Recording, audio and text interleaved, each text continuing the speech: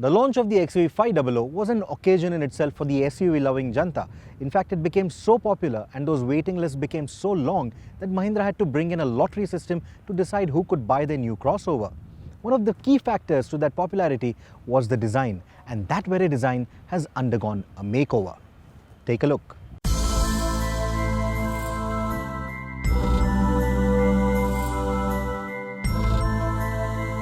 The first thing you will notice is that Mahindra's Cheetah has lost its whiskers. Instead, the face now gets a more sober-looking design with the chrome-embellished fog lamps and a rather drab-looking front bumper. The headlights lose the string of LEDs and get a S-shaped guide light instead that separates the projector from the halogen element. It isn't as bright as the outgoing DRLs and prevents the front from looking garish. The bonnet has been given a revised sculpting and the bucktooth grille is replaced with a gloss black variant with more chrome. While the chrome seems a tad overdone on the front, the side only gets a strip highlighting the window line and the rear gets chrome on the new larger applique that is seen over the registration plate. The XUV is now shot with a new alloy wheel design as well. Also on board is a new trim level called the W10. Overall, the changes are quite subtle and it will take a keen eye to notice them. It certainly won't make the older XUV look outdated though, yet.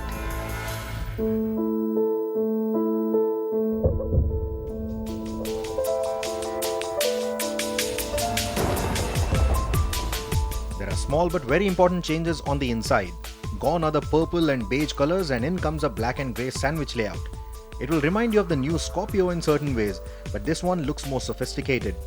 Black on the dash and black at the base to avoid soiling. You also get a keyless entry and go. The center console gets a new 7-inch infotainment system and comes with a more feature-rich software.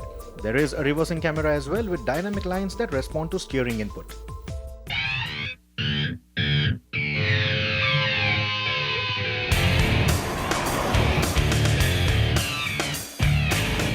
The updated interiors of this car have a very soothing tone to them. The black and grey combination looks quite good. Even the blue instrumentation is quite decent. But since they upgraded the interiors, I would have liked it if the screen for the infotainment system would have been a little tilted towards the driver, a little driver oriented for that matter. Because you have a lot of glare on the screen and that makes it a little difficult to read. Adding to that effect is a smaller font that has been used. Now the small font, it looks quite nice, it looks quite upmarket, very fine. But then, like I said, it's a little difficult to read, especially during the day. The other little complaint that I have with the interiors are these inconsistent panel gaps. But if you overlook these, then you like the quality of the switches. I also like this rubbery feel on the gear shifter. If they would have used gloss or maybe chrome, then over time it tends to get scratched or peeled off, and that just makes it look very low rent and very bad if you're looking at a car of this segment. So this is a good feel. Overall, like I said, very soothing interiors, and if you compare it to cars like the Duster or the Innova or even Mahindra's own SsangYong Rexton, which are in the same price bracket as the XUV, then this cabin is certainly the better place to be in. This car still uses the 2.2-litre M-Hawk engine that puts out about 140 PS of power and 330 Nm of torque. But Mahindra has tinkered around with the final drive ratio a bit to give you slightly better acceleration. So off the mark, it's not very noticeable, but in the city conditions, when you're driving around or trotting around in city, it will make a slight bit of a difference. The drivability will be better. The mid-range torque is still quite good, so pulling overtakes on the highway is not a problem, but if you're in that 60 to 70 kmph zone and if you still want to pull overtakes, then you may have to just cycle between the second and the third gear.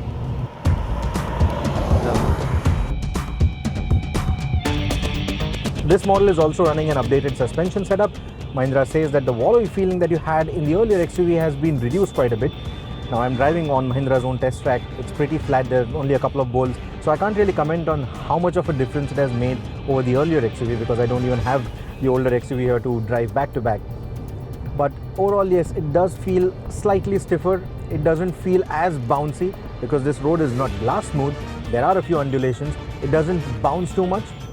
I think it's an improvement, but I will want to hold back my verdict until I drive this car with the older XUV, maybe at a later stage.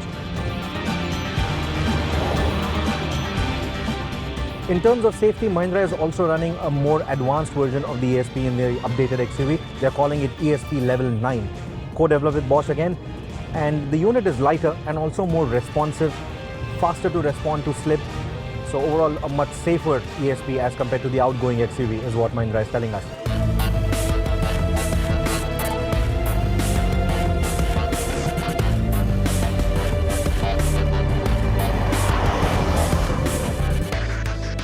So if you remember, the XUV at launch also came with a micro-hybrid start-stop technology. Now Mahindra has upgraded that to incorporate a regenerative braking system as well. So that, along with some better tuning in the engine, has given this vehicle better fuel economy. So now it claims 16 kilometers to a litre ARAI certified, but to validate that claim we'll have to put this through a proper road test, so that comes at a later stage. Over the years, the XUV has been upgraded, and if you're still using the first generation model, then you will appreciate all the small changes that have gone into the making of the current XUV. A radical design and a fat list of features has always been the key factor for the XUV's success. Now the latter has become fatter, and design, like I always say, is a personal preference. What I like about the new XUV 500 is the improved drivability. So if you ask me, the XUV is still one of the best buys in the segment. But with tough competition expected from Hyundai very soon, I think this segment is about to get very exciting.